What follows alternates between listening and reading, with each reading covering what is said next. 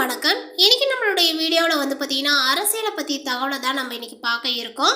அதில் பாஜக பார்த்தீங்கன்னா 300 இடங்களை கைப்பற்றுவதாகவும் அதேபோல் தெற்கில் வாக்கு வங்கிகளை உயர்த்தும் அப்படின்னு சொல்லிட்டு பார்த்தீங்கன்னா பிரசாந்த் கிஷோர் அவர்கள் அவருடைய கணிப்பை தெரிவித்திருக்கிறாரு. அது எந்த அளவுக்கு பார்த்தீங்கன்னா முன்னேற்றத்தை கொடுத்துருக்கு அப்படின்றதை இப்போ நம்ம தெரிஞ்சுக்கலாம். இந்த வீடியோவை பார்க்குறவங்க உங்களுடைய கருத்துக்கள் என்னங்கிறத மறக்காமல் கமெண்ட் பாக்ஸில் போடுங்க. அதே போல் இந்த வீடியோ உங்களுக்கு பிடித்திருந்தது அப்படின்னா இந்த வீடியோக்கு ஒரு லைக் கொடுத்துருங்க. லோக்சபா தேர்தல் மக்களவை தேர்தலுக்கு முன்னதாக தென்னிந்தியா மற்றும் கிழக்கு மாநிலங்களில் பாரதிய ஜனதா கட்சி தனது இடங்களையும் வாக்கு பங்கினையும் கணிசமாக உயர்த்துகிறது.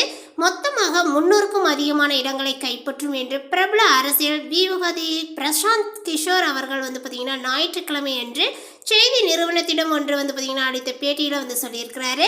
பிரதமர் நரேந்திர மோடி மற்றும் வங்காளத்தில் மம்தா பானர்ஜி மற்றும் ஆந்திராவில் ஜெகன்மோகன் ரெட்டி போன்ற பல்வேறு தலைவர்களுடன் பணியாற்றிய கிஷோர் மேற்கு வங்கம் மற்றும் தெலுங்கானா ஆகிய மாநிலங்களில் பாஜக முதல் அல்லது இரண்டாவது கட்சியாக உருவாகலாம் என்றார். குறித்து அவர் தெலுங்கானாவில் அவர்கள் பாஜக முதல் அல்லது இரண்டாவது கட்சியாக இருப்பார்கள், இது பெரிய விஷயம். அதேபோல் ஒடிசாவில் அவர்கள் நிச்சயமாக முதலிடத்தை பெறுவார்கள், நீங்கள் ஆச்சரியப்படுவீர்கள். மேற்கு வங்காளத்தில் பார்த்தீங்கன்னா நம்பர் 1 கட்சியாக பாஜக வளரும், தெலுங்கானாவில் முதல் அல்லது இரண்டாம் இடத்தை பெறும் என்றார். தொடர்ந்து பாரதிய ஜனதா கட்சியை நிறுத்துவதற்கு பார்த்தீங்கன்னா எதிர்கட்சிகளுக்கு 3 தனித்துவமான மற்றும் யதார்த்தமான வாய்ப்புகள் உள்ளன. ஆனால் சோம்பேறித்தனம் மற்றும் தவறான உத்திகள் காரணமாக வாய்ப்புகள் பறிபோய்விட்டன. தமிழ்நாடு பற்றி அவர் கூறினார். தமிழ்நாட்டில் பாஜகவினுடைய வாக்கு சதவீதங்கள் இரட்டை இலக்கத்தை எட்டக்கூடும் என்ற 2019 பார்த்தீங்கன்னா பாஜக 3.66% வாக்குகளை பெற்றது. ஆனால் எந்த இடமும் இல்லை. இந்த முறை சில கருத்து கணிப்புகள் பாஜகவுக்கு 3லிருந்து 5 இடங்கள் கிடைக்கும் என்று கணித்துள்ளது.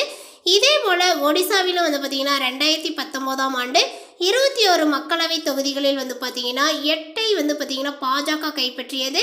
இந்த முறை இந்த எண்ணிக்கை 10ஆக உயரலாம். 17 இடங்களை கொண்ட தெலுங்கானாவில் பாஜக 4 இடங்களை வென்றது. 543 உறுப்பினர்களை கொண்ட மக்களவையில் தெலுங்கானா, ஒடிசா, மேற்கு வங்கம், தமிழ்நாடு, ஆந்திர பிரதேசம், பீகார் மற்றும் கேரளா ஆகிய மாநிலங்கள் இணைந்து 204 இடங்களை கொண்டுள்ளன. ஆனால் 2014 அல்லது 2019 இந்த அனைத்து மாநிலங்களிலும் பாஜகவால் 50 இடங்களை கடக்க முடியவில்லை. இந்த மாநிலங்களில் 2014 அதாவது 29 இடங்களிலும் 2019 47 இடங்களிலும் பாஜக வெற்றி பெற்றது. இருப்பினும் இந்த முறை பிரதமர் மோடி மற்றும் உள்துறை அமைச்சர் அமித்ஷா ஆகியோரினுடைய கட்சியின் வெற்றி எண்ணிக்கையை அதிகரிக்க தெற்கு மற்றும் கிழக்கில் தனது வரம்பை விரிவுபடுத்துவதற்கான பெரும் உத்துகளை மேற்கொண்டுள்ளனர்.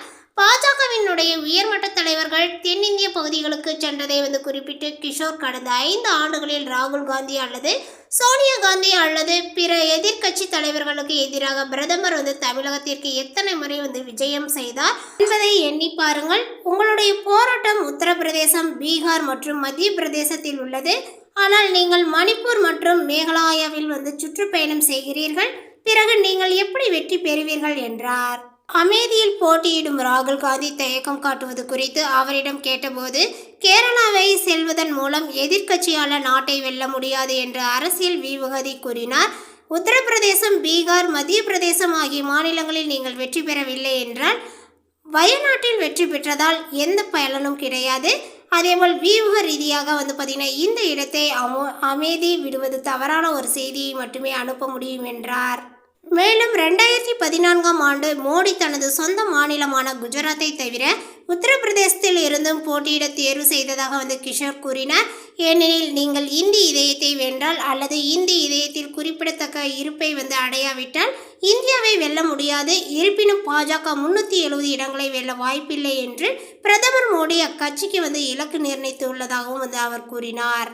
இந்த தகவல் உங்களுக்கு பிடித்திருந்தால் லைக் பண்ணுங்கள், ஷேர் பண்ணுங்கள். இது போன்ற புதிய சுவாரஸ்யமான புதிய தகவலை தெரிந்து கொள்வதற்கு நம்மளுடைய சேனலை இன்னும் சப்ஸ்கிரைப் பண்ணாதிருந்தால் சப்ஸ்கிரைப் பண்ணிக்கிங்க. தேங்க்யூ.